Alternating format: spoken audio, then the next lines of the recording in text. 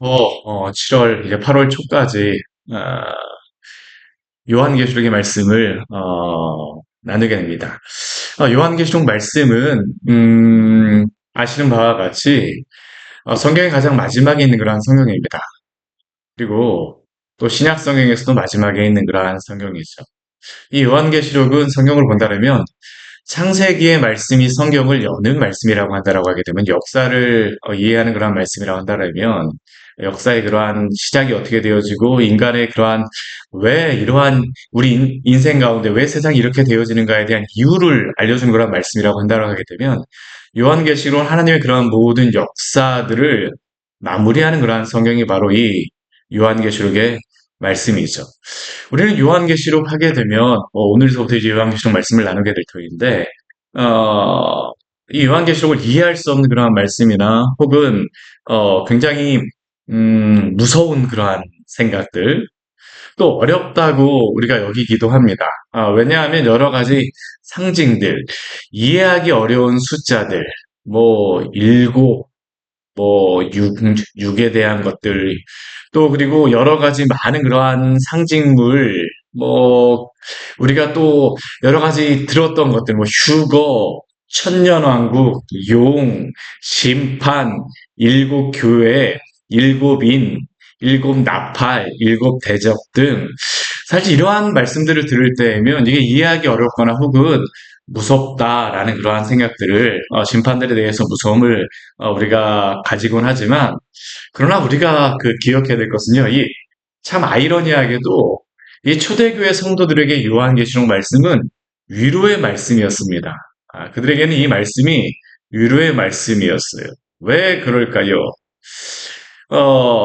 하나님을 대적하는 세상과 세상의 여러 권력자들, 악한 세상의 그 사탄의 세력들을 심판하고 오히려 하나님께서는 그를 믿는 그러한 성도들에게 구원을 주시겠다라고 구원을 선포하는 말씀이 바로 이 요한계시록의 말씀이기 때문입니다. 더군다나 초대교회 시대 같은 경우에는 이 박해라든가 그런 것들이 굉장히 많았기 때문에 그러한 가운데서도 하나님의 그러한 역사의 주관자가 바로 하나님이시라는 것을 분명히 말씀하시며 역사의 시작을 하셨을 뿐만 아니라 마지막까지도 어떻게 하나님이 이끌어 가시리라라는 것을 보여주는 성경이 바로 이 요한계시록이었기 때문에 이 요한계시록은 두려운 그러한 성경이 아니라 성도들에게 오히려 무엇이냐면 소망의 말씀입니다. 소망의 말씀일 수밖에 없어요.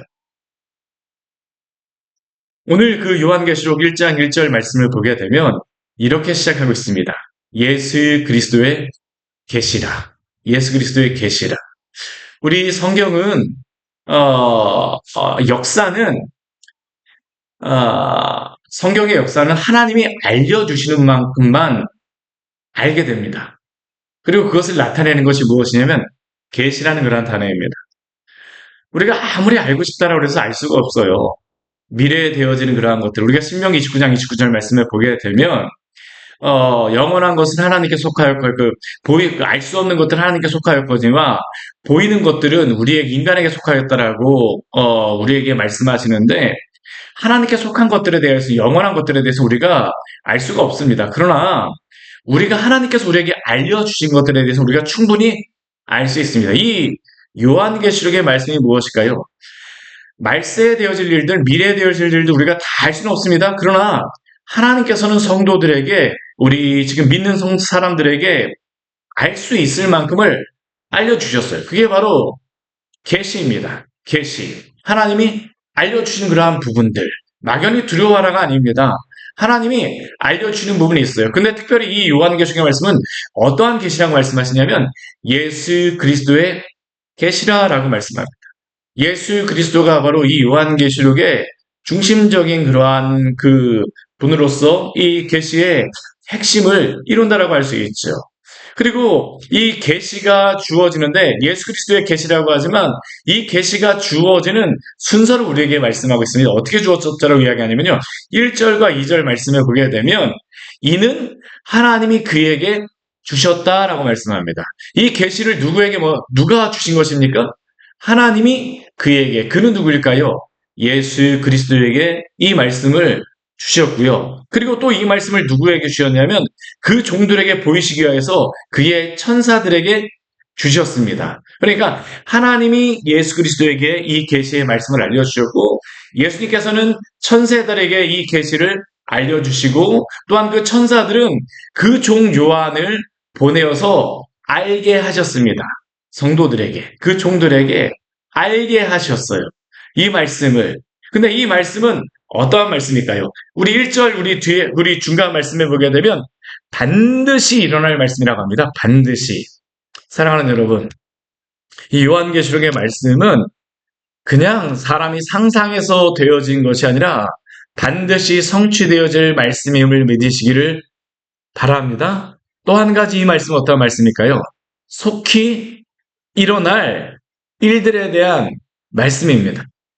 근데 이러한 말씀을 드리게 되면 요한계시록의 말씀이 속히 일어날 거라고 말씀드리게 되면 우리는 그렇게 생각합니다. 아니, 벌써 예수님 오신 다음에 2000년의 시간이 지났는데 도대체 언제가 속히지? 언제가 속히지?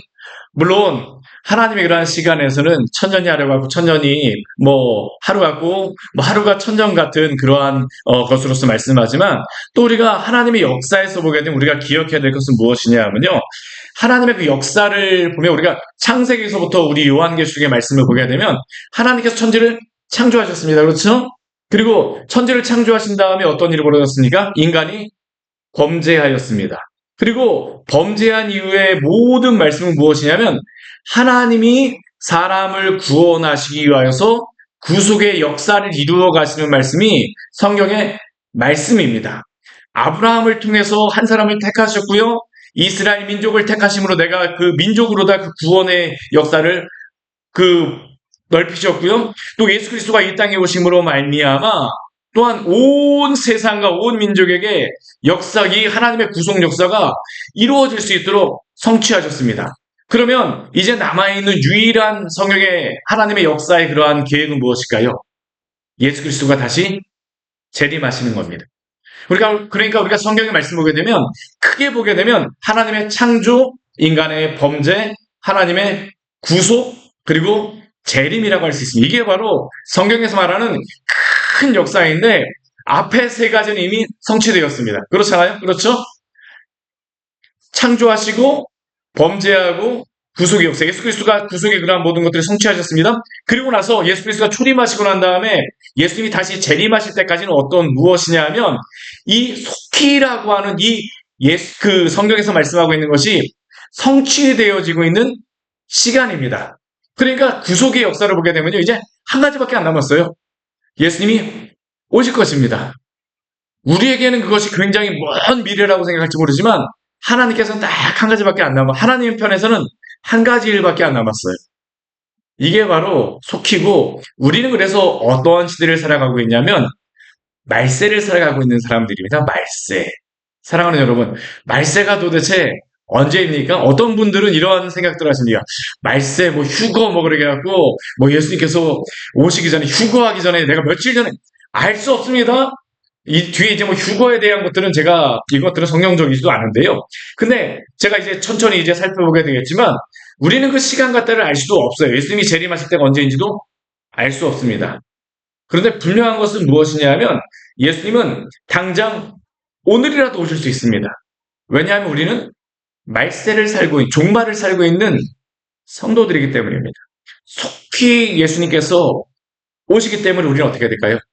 항상 근신하여 깨어있으시기를 바랍니다. 이게 바로 오늘 요한계시록에서 시작하면서 우리에게 주시는 말씀이죠. 반드시 속히 일어날 것이다. 반드시 속히 일어날 것이다. 그렇다면 이 말씀을 주시면서 이 듣는 자에게 속히 일어날 말씀을 주시는 이 말씀을 듣는 자에게 무엇을 당부하실까요? 오늘 3절 말씀해 보게 되면 우리 한 가지의 복에 대해서 말합니다. 우리 같이 한번 읽어보겠습니다. 이 예언의 말씀을 읽는 자와 듣는 자와 그 가운데에 기록한 것을 지키는 자는 복이 있나니 때가 가까움이라. 우리는 지금 어떠한 시대를 살고 있다고요? 종말을 살고 있습니다. 그럼 종말을 살고 있는 성도들에게 복은 무엇일까요? 예수님께서 우리 마태복음 5장 말씀을 보게 되면 팔복에 대해서 말씀하시지만 요한복음 말씀에 보게 되면요, 이 복에 대해서 한 7가지 정도를 우리에게 말씀합니다. 근데 첫 번째 복이 무엇이냐면요. 우리 3절에 나와 있는 말씀입니다. 누가 복이 있다라고 말씀하십니까? 이 예언의 말씀을 읽는 자들, 이 말씀을 읽는 자들에게 복이 있음을 믿으시기를 바랍니다. 또 이 예언의 말씀을 누가 복이 있습니까? 듣는 자들에게 복이 있습니다. 그리고 또 어떠한 사람이 복이 있습니까? 읽고 듣는 자뿐만 아니라 여기에 기록된 것을 지키는 자들에게 복이 있습니다. 결국 하나님의 이 말씀을 읽고 듣고 지키며 순종하며 살아가는 사람들에게 하나님의 이 놀라운 구속의 역사 가운데 하나님의 그 구원의 복을 우리에게 알려주시겠다. 이게 바로 요한계시록의 말씀이죠. 이 복을 우리 모두가 누리기를 원합니다. 아예 시작서부터입니다. 읽고 듣고 지키는 자가 복이 있다. 그리고 우리 4절서부터 6절까지의 말씀에서는 하나님께 영광을 돌리는 그 송영의 그 말씀이 나오고 있는데, 우리 삼위 하나님께 영광을 돌리는 말씀이 나오고 있는데요. 우리 이 말씀을 보게 되면 먼저 이 구속의 역사를 이루실 하나님께 영광을 돌립니다. 하나님은 어떠한 분이십니까? 우리 그 4절 말씀을 보게 되면 이제도 계시고 전에도 계시며 장차 오실이라고 말씀하고 계십니다. 하나님 어떠한 분이십니까? 우리 오늘 그 8절 말씀을 보게 되면 알파와 오메가라고 말씀하는데 처음과 마지막이십니다. 그런데 그분은 또 어떠한 분이실까요? 이제도 계시는 분입니다. 이제라고 하는 것은 어떠한 시제입니까? 현재를 나타내는 겁니다. 현재, 이제, 지금도 계시고, 그리고 그 하나님 어떠한 분이셨습니까? 전에도 계셨습니다. 과거에도 계셨고, 또한 그분은 어떠한 분이십니까? 장차 오시리. 하나님께서는 이 모든 시간의 주인임을 기억하십시오. 하나님이 자신을 그 이름을 나타내실 때, 하나님이 자신에 대해서 알려주실 때, 우리 출애굽기 말씀을 보게 되면 자신을 누구로서 알려주셨습니까? 나는 스스로 있는 자라고 말씀하셨잖아요. 이 스스로 있는 자라고 하시는 그러한 말씀의 의미는 무엇이냐 하면 어떠한 창조된 존재가 아니라는 겁니다. 이 세상 모든 것들은 다 창조된 그러한 존재이지만 유일하게 이 모든 것들로 이 피조물로부터 연관받지 않고 그 의존되지 않는 유일한 존재가 있습니다. 그분이 누굴까요? 하나님이십니다. 그분이 바로 창조주이시기 때문이죠. 그래서 그분은 이제도 현재도 계시고 과거에도 계셨고 미래에도 계십니다. 어떠한 이 세상의 모든 피조물에게 그 의존하시는 분이 아니라 자존성이 있으신 분이시죠. 시간적으로도 영원하신 분이라는 겁니다. 그 하나님. 또 우리 요한계시록 말씀 보게 되면 뒤에 어떠한 분이 나오고 있습니까? 그의 보좌 앞에 있는 7 영이라고 이야기합니다. 우리 요한계시록 말씀에서 보게 되면 성령에 대해서 이야기할 때 무엇으로서 표시하냐면요. 7 영으로서 이야기를 합니다. 우리 그 구약 성경에 보게 되면요. 이 요한계시록을 잘 이해하기 위해서는 우리가 구약 성경을 잘 이해를 해야 됩니다. 우리 보게 되면 성소 안에 보게 되면 3가지의 성물이 있습니다. 3가지의 성물이 어떤 성물이 있냐면 떡상이 있고 그리고 7 근처대가 있고 이 지성소 안에는 언약궤가 있습니다. 근데 이 3가지의 성물은 무엇을 나타내는 거냐면 삼위 하나님을 상징하는 그러한 것들입니다. 그런데 이 7 금초대라고 했을 때에 이 금초대를 우리 요한계시록에서는 무엇으로 다 알려주시냐면 7 영으로서 우리에게 말씀하고 있는 겁니다. 그래서 우리 요한계시록 뒤에 말씀에 보게 되면 7이라고 하는 그러한 7 영으로서 나오는 것들이 굉장히 많아요. 7 영으로서 하나님의 7 영이라. 그 존재는 누구를 나타냅니까? 성령을 나타내신다고 합니다. 그러니까 이 말세에 성부 하나님에 대해서 말씀하십니다. 또 누구에 대해서 말씀하세요? 성령 하나님에 대해서 말씀하십니다. 우리 또 5절 말씀에 오게 되면 이렇게 말씀하고 있죠. 충성된 증인으로 죽은 자들 가운데서 먼저 나시고 땅의 임금들의 머리가 되신 분. 이분은 누구실까요? 예수 그리스도죠. 그러니까 우리 요한계시록의 말씀을 보게 되면 삼위 하나님이 이 역사를 이루어 가신다라는 것을 종말의 그러한 시대에도 이 마지막까지의 종말을 이루어 가신다는 것을 우리에게 보여주고 있습니다. 그리고 그 삼위 하나님께서 은혜와 평강이 너희에게 있기를 원하노라 라고 축복하시면서 그 뒤에 우리 뒤에 말씀해 보게 되면요. 우리 예수 그리스도에 대해서 우리에게 알려주고 있는데 그 뒤에 무엇이라고 말합니까? 우리를 사랑하사 그의 피로 우리 죄에서 우리를 해방하시고 예수님이 이 땅에 예수님이 어떠한 일을 하셨습니까? 우리를 사랑하심으로 그의 피로 우리를 우리의 죄에서 해방하신 분이심을 기억하시기를 바랍니다. 그리고 우리를 그렇게 구원하셔서 하나님의 역사 가운데서 이루고자 하시는 것이 무엇일까요? 우리 6절 말씀 같이 한번 읽겠습니다. 그의 아버지 하나님을 위하여 우리를 나라와 제사장으로 삼으신 그에게 영광과 능력이 세세토록 있기를 원하노라. 아멘. 우리 여기 보게 되면 우리를 죄에서 구원하셨을 뿐만 아니라 또 우리를 무엇으로 삼아주겠다는 거 말씀하십니까? 나라와 제사장 삼으셨으니. 예전에 찬양도 보게 되면 나라와 제사장 삼으셨으니라고 이야기하고 우리 베드로후서 말씀에서 거룩한 나라요 제사장이요 이렇게 나오잖아요. 그렇죠? 이게 요한계시록 말씀에서 계속 나오는 겁니다. 이게 출애굽기 19장 말씀에도 이게 나오는데 나라와 제사장 삼으시기 위해서 우리를 구원하신 것입니다. 우리 출애굽기 말씀 같은 경우에 19장 말씀을 보게 되면요. 이스라엘 백성을 구원하신 이유가 무엇입니까? 너희는 왕같은 제사장 나라 삼기 위하여서 소유를 삼기 위하여서 내가 너희를 구원하였답니다. 베드로 후서에서도 그렇습니다. 너희를 왕같은 제사장으로 삼아주시겠다고 말씀하세요. 결국 이것은 무엇이냐면 구원받은 백성을 구원하셨을 뿐만 아니라 하나님의 나라 또한 제사장으로서 내가 삼겠다. 이게 어디에서 성취되어지는 겁니까? 요한계시록에서 성취되어지는 것이죠. 이러한 일들을 이루겠다. 그리고 이러한 일들을 이루실 하나님께 우리가 돌려야 될 것은 무엇입니까? 영광입니다. 영광. 그러니까 우리 요한계시록 말씀을 보게 되면 이 역사를 이루신 삼위 하나님을 바라보라. 그리고 너희는 무엇을 하라고요? 그 하나님께 영광을 돌리라. 오늘도 하나님의 이 영광스러운 역사를 바라보며 하나님을 찬양하며 살아가시기를 바랍니다. 그러면 이 요한계시록의 마지막에 그 내용들은 무엇일까요? 오늘 그 요한계시록 우리 1장 1절부터 8절까지의 말씀은 요한계시록의 그 전체적인 그 내용들을 소개하는 그런 말씀입니다. 특별히 우리 7절 말씀은 이 요한계시록의 주제절과 같은 그런 말씀입니다. 우리 7절 말씀 같이 한번 읽어보겠습니다.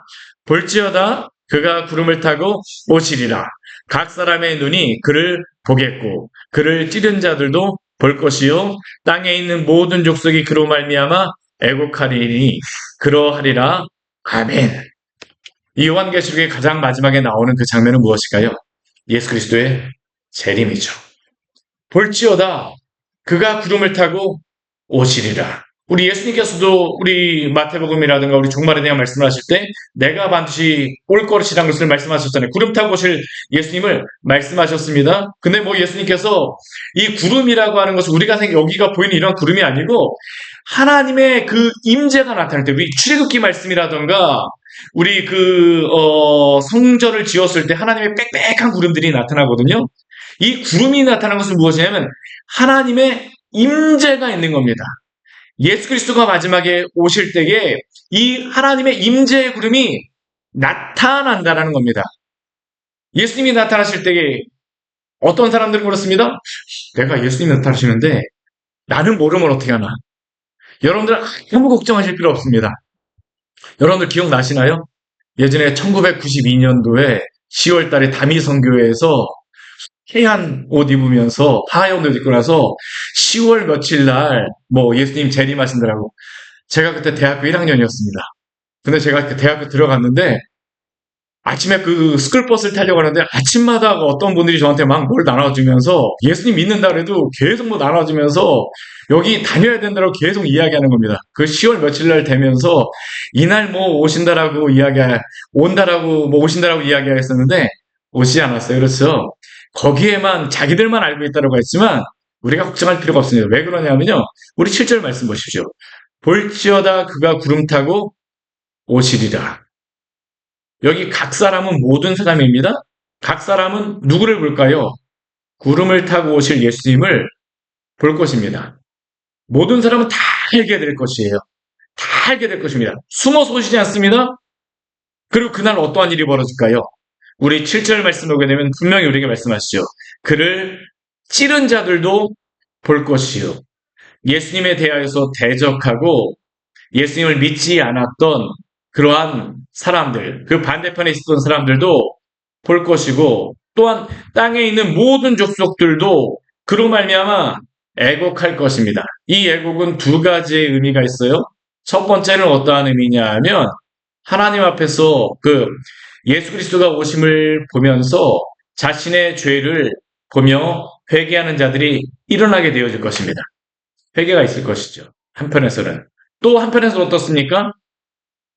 자신이 회개하지 않고 이 심판의 날이 도래하였음을 보면서 내가 이제 망하였구나라고 슬피 울며 이를 가는 자들이 있을 것임을 기억하시기를 바랍니다. 이게 마지막에 있어질 일들입니다. 오늘 그래서 7절 말씀은 요한계시록의 마지막 역사에 있을 것들에 대해서 우리에게 말씀하고 있죠. 그러나 이 모든 것들을 이루실 분이 바로 하나님이심을 믿으십시오. 성도는 어떠한 사람들입니까? 하나님께 속한 자들입니다. 오늘 8절 말씀 우리 같이 한번 읽고 이제 말씀 마무리하도록 하겠습니다. 주 하나님이 이르시되 나는 알파와 오메가라 이제도 있고 전에도 있었고 장차 올 자요 전능한 자라 하시더라. 하나님이 모든 역사를 이루어 가시겠다는 겁니다. 제가 요한복음 말씀은, 요한계시록 말씀은 제가 전할 때 되도록이면 성경 본문에 충실하게 여러분들과 같이 나누려고 합니다. 왜냐하면 우리가 하도 이 요한계시록 말씀은 잘못 해석하는 경우도 많고 우리가 잘못 이해하는 경우도 많기 때문에 성경에서 어떻게 말씀하고 있는지 우리가 알기를 원합니다. 오늘도 제가 이 성경의 말씀에 충실하게 여러분들과 같이 나누었는데요. 바로 이러한 일들이 이루어질 것입니다. 장차 오실 우리 주 예수 그리스도를 소망하며 또한 우리의 구주가 되실 예수 그리스도 안에서 오늘도 믿음으로 살아가시기를 축원합니다. 같이 기도하도록 하겠습니다. 하나님 아버지, 오늘 말씀을 통하여서 우리에게 귀한 은혜를 주니 감사를 드립니다. 예수 그리스도의 계시라 감추어진 것이 아니라 이 말세의 때에 무엇이 일어날 것인가라는 것을 우리에게 분명히 성도들에게 알려주신 말씀이 있사오니 우리가 알 수 있는 부분에 대하여서는 이 말씀을 통하여서 잘 이해할 수 있도록 우리의 눈을 열어 주시옵소서.